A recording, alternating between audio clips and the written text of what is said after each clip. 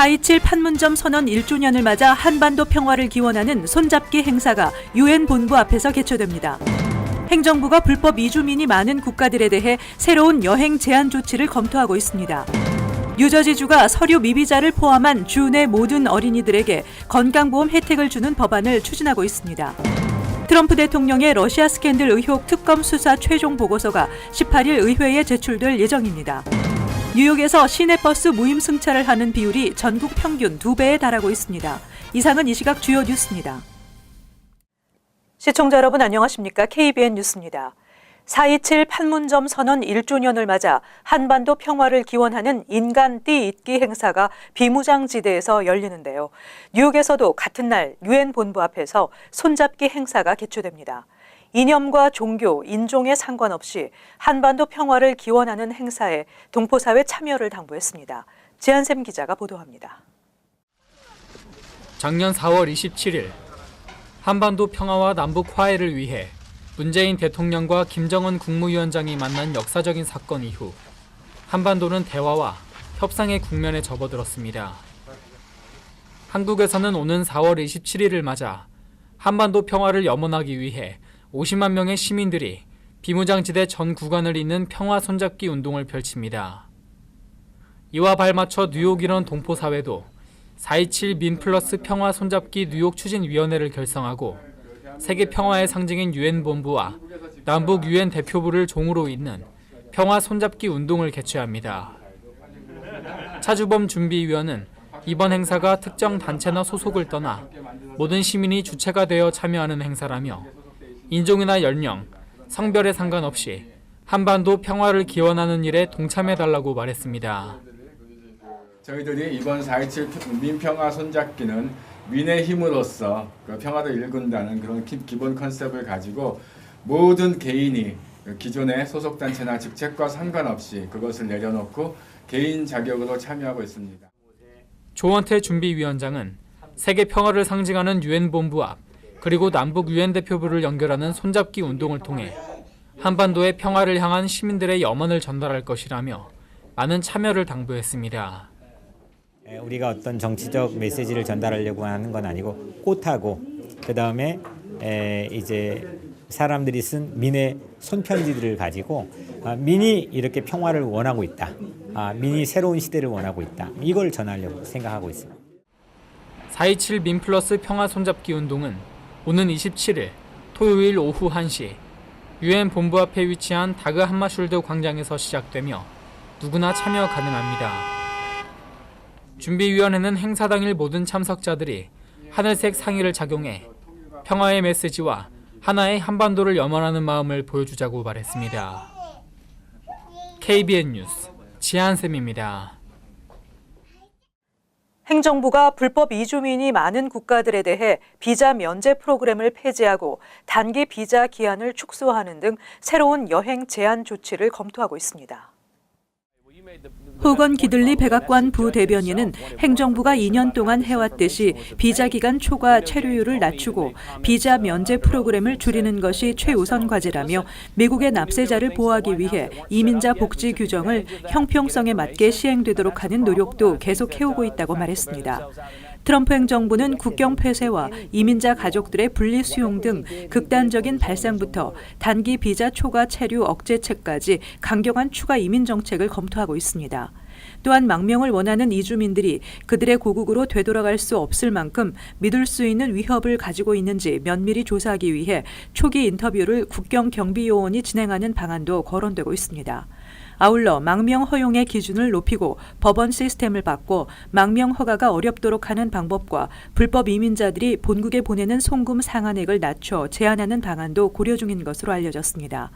또한 행정부가 경고해온 푸드 스탬프와 같은 공공 혜택을 이용하는 불법 이민자들에 대한 처벌 조항도 새롭게 신설될 수 있습니다.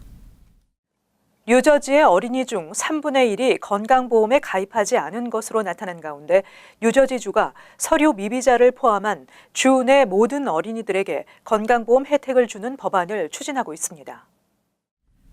주 상원 보건위원회 조셉 바이텔 위원장과 주 하원 이번 로페스 의원은 저소득층 아이들이 보험 혜택을 제대로 받지 못해 아픈 경우가 많다며 서류 미비자 가정의 아이들도 포함하는 건강보험 혜택 법안을 마련 중이라고 밝혔습니다.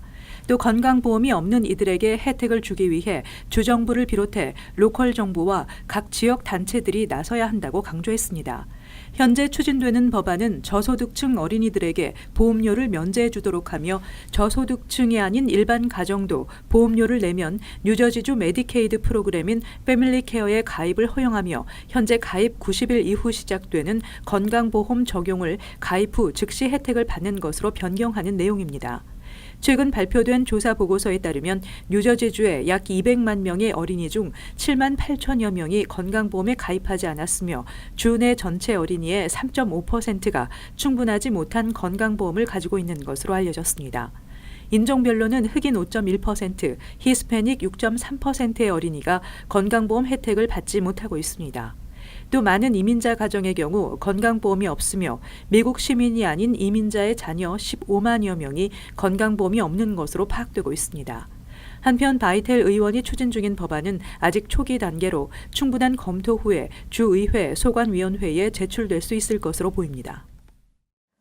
도널드 트럼프 대통령의 러시아 스캔들 의혹 특검 수사 최종 보고서가 18일 의회에 제출될 예정입니다. 이번 보고서에는 특검이 수집한 증거와 법적 판단이 고스란히 담겨 트럼프 대통령과 반트럼프 진영 간 갈등이 다시 격화될 것으로 전망됩니다. 윌리엄 바 법무장관이 로버트 뮬러 특검 요약본을 의회에 공개한 지 약 3주일여 만에 400페이지 전체 분량 중 일부를 뺀 편집본이 의회와 대중에 공개될 예정입니다. 바 장관은 요약본에서 대선 기간 트럼프 캠프와 러시아 공모 의혹이 발견되지 않았으며 트럼프 대통령의 사법 방해 의혹에 관해선 특검이 판단을 내리지 않았다고 밝혔었습니다. 월스트리트저널은 이번 보고서 공개가 트럼프 임기 중 가장 중대한 순간 중 하나가 될 것이며 2020년 대통령 선거에도 큰 반향을 일으킬 것이라고 전망했습니다. 앞서 바 장관은 지난 9일 하원 청문회에서 편집본과 관련해 대배심 정보, 정보 수집 출처를 노출할 수 있는 정보, 기소를 방해하는 내용 등 민감하거나 불필요한 정보는 일부 수정 삭제될 것이라고 밝힌 바 있습니다. 그러나 일부 내용이 삭제된 것이라 해도 특검이 수집한 각종 증거와 법적 판단이 고스란히 담겨 있을 것으로 보여 의혹의 실체와 판단 결과를 놓고 다시 정치권의 공방이 격화될 가능성이 예상되고 있습니다. 안개가 심했던 지난 14일 한인 3명이 탑승했던 경비행기가 추락하는 사고가 발생했습니다. 비행기는 주택가에 추락했지만 다행히 비행기가 주택 앞 전선에 걸리면서 인명피해가 발생하지 않았습니다. 플러싱에 거주하는 한인 김동일 씨가 조종하고 한국에서 방문 중인 나홍주, 정점우 씨가 탑승하고 있던 경비행기가 롱알랜드 벨리스트림의 한 주택 앞마당에 추락했다고 뉴스데이가 어제 보도했습니다. 추락한 비행기는 주택 앞 전선에 걸려 다행히 땅과 충돌을 피해 한인 3명 모두 큰 부상이 없었습니다. 이 비행기는 김 씨가 롱알랜드 파밍데일에 있는 리퍼블릭 공항에서 렌트해 나이아가라를 방문하고 돌아와 리퍼블릭 공항에 4번의 착륙 시도를 했지만 짙은 안개로 방향 감각을 잃어 실패한 것으로 알려졌습니다. 이후 JFK 공항으로 가도록 안내를 받았지만 또 착륙을 하지 못했으며 결국 연료 고갈로 JFK에서 약 2마일 떨어진 주거 지역으로 추락한 것입니다. 리퍼블릭 공항 측은 사고가 발생한 14일 안개가 자욱해 비행 경력이 긴 조종사들도 운행을 꺼리는 최악의 조건이었다며 나이아가라에서 이륙할 당시부터 롱알랜드의 기상 조건을 알 수 있었을 텐데 무모한 비행이었다고 지적했습니다. 세금 보고 10주차가 지난 결과 납세자들이 혜택을 볼 것이라고 말한 재무부의 주장과는 달리 실제 세제 혜택은 크지 않은 것으로 나타나 납세자들의 불만이 고조되고 있습니다. 세금 환급 평균 액수가 4주 연속 감소세를 보였습니다. 국세청에 따르면 1월 28일부터 4월 5일까지의 평균 환급액은 2,833달러로 지난해 같은 기간에 2,863달러에 비해서 31달러가 줄었습니다. 지난주까지는 평균 환급액이 20달러 정도 적었으나 31달러로 늘어난 것입니다. 지난 5일까지 접수된 소득세 신고 건수는 2018년 같은 기간보다 0.3% 적은 1억 346만 건이며 환급 건수도 1.5%가 감소한 7,792만 건으로 집계됐으며 전체 환급액 규모 역시 2,207억 달러로 지난해보다 60억 달러 정도 줄었습니다. 납세자들은 세법 개정에 따른 감세 혜택이 기대보다 못하다며 불만을 드러내고 있습니다. 납세자 권익옹호단체 텍스 파운데이션은 납세자 10명 중 8명은 감세 혜택을 보지만 너무 미미해 느끼지 못할 정도라고 지적하며 세금 부담이 줄어드는 납세자 60%는 $1,000 미만의 감세 혜택을 볼 것이지만 상위 1%의 고소득자는 5만 $1,000의 세금 부담을 덜어낼 것이라고 전망했습니다. 세무 전문가들은 납세자들이 원천 징수액을 변경하지 않아 세금 부담이 늘어났거나 환급액이 지난해보다 적을 수 있으며 직장인의 경우 부양자 수를 조정하지 않아 세금을 더 내게 된 경우도 있다고 지적했습니다. 특히 개정 세법 시행으로 자녀 세금 크레딧이 증액되고 부양자 세금 크레딧이 신설되는 등 변화가 많아 주의해야 합니다. 뉴욕에서 시내버스 무임승차를 하는 비율이 전국 평균 2배에 달하는 5명 중 1명꼴인 것으로 시교통국의 조사 결과 나타났습니다. 메트로폴리탄 교통공사는 뉴욕시 대중교통 이용객들의 무임승차로 인한 손실액이 지난해 2억 2,500만 달러로 추산된다고 밝혔습니다. 무임승차율은 지하철의 경우 전체 승객의 3.4%인데 비해 버스는 22%에 이르고 있습니다. MTA가 설문조사를 실시한 결과 버스에 무임승차하는 이유 중 일부는 잔돈이 없어서라고 대답했지만 대부분 운임을 내지 않아도 문제가 생기지 않기 때문이라며 무임승차에 대한 죄책감이 없는 것으로 나타났습니다. MTA는 버스 운전기사의 안전사고를 방지하기 위한 방침으로 승객이 운임을 내지 않을 경우 운임을 요구한 뒤 이를 거절당하면 버스에 부착된 버튼을 눌러 무임승차 기록을 남기도록 하고 있습니다. 뉴욕주는 최근 순찰 요원 투입과 벌금 티켓 발부 강화 등의 조치를 내린 가운데 관계 당국은 더 많은 경찰을 버스에 태워야 한다며 더욱 강력한 조치가 필요하다고 주장하고 있습니다. 이 같은 주정부와 시정부의 단속 행위에 대해 일부 시민들은 주로 흑인 등 소수계에 집중된 인종차별적 단속이라며 반감을 표시하고 있습니다. 무임승차가 적발되면 처음에는 $100 벌금 티켓을 받게 되지만 이후에는 재판에 넘겨져 최고 1년형을 받을 수 있습니다. 무임승차는 전 세계적인 문제로 유럽 국가들의 경우 단속을 강화하고 있는 추세입니다. 뉴욕시가 납페인트에 중독된 어린이 수를 축소했다는 등의 의혹이 제기된 바 있는 가운데 모든 뉴욕시형 아파트를 대상으로 납페인트 검사를 본격 시행합니다. 빌 드블라지오 뉴욕시장은 어제 기자회견을 열고 내년 말까지 1978년 이전에 건축된 뉴욕시형 아파트 13만 5천 가구를 대상으로 납페인트 함유 여부 검사를 실시한다고 밝혔습니다. 이번 검사는 휴대용 X선 장치를 이용해 납성분 함유 여부 검사뿐만 아니라 곰팡이와 누수 점검까지 함께 진행됩니다. 첫 번째 단계로 다음 달까지 6살 미만 아동이 가장 많이 거주하는 맨하탄 할렘 리버 하우스와 윌리엄스버그 하우스, 브롱스 리버 하우스, 세인트 니콜라스 하우스, 존슨 하우스, 레드훅 웨스트 하우스, 캐슬 힐 하우스, 마블 힐 하우스 등 8곳을 대상으로 실시합니다. 빌 드블라지오 시장은 뉴욕시는 납페인트에 노출된 어린이 수를 90%까지 줄였으며 이번 조치를 통해 예방에 만전을 기하며 전국에서 가장 안전한 시형 아파트로 만들기 위해 최선을 다하겠다고 밝혔습니다.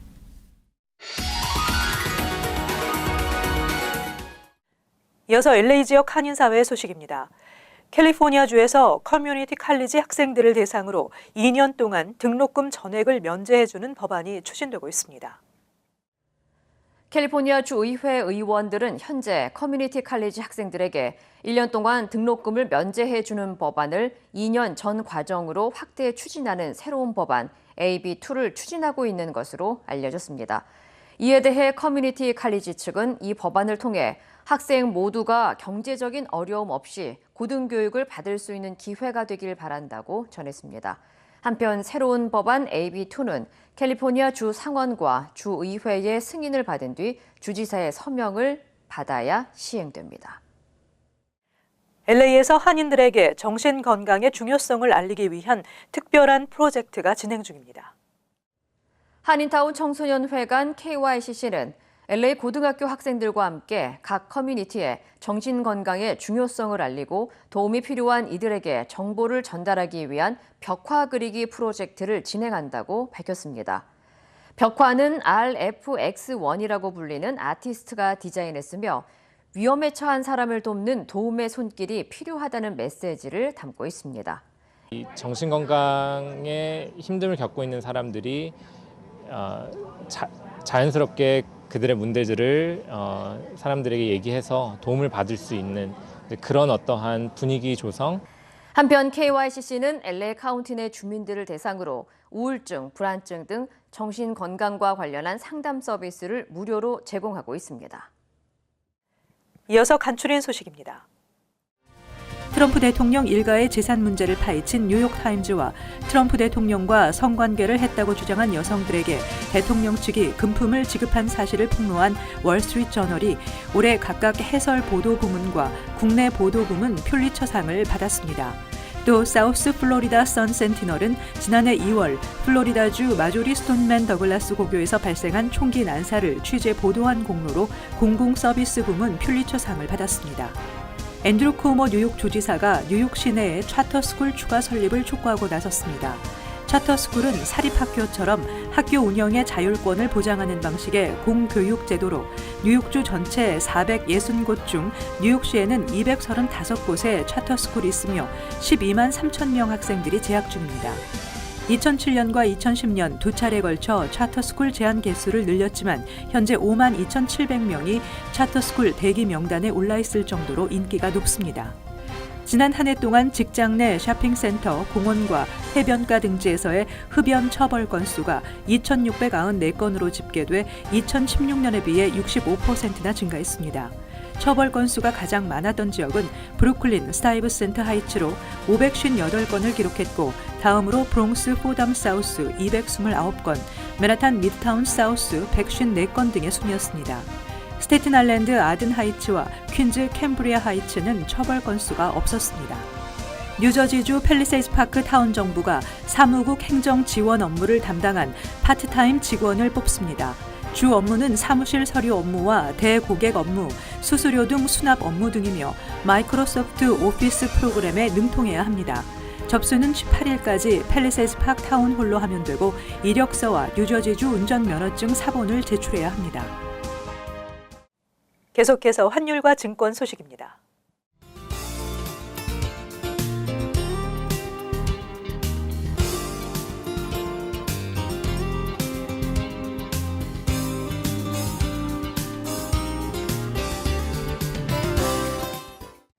끝으로 날씨 전해드립니다. 수요일은 대체로 맑겠습니다. 낮 최고 기온 63도, 섭씨 영상 17도, 밤 최저 기온은 48도, 섭씨 영상 9도 예상됩니다. 목요일 흐리고 비가 내리겠습니다.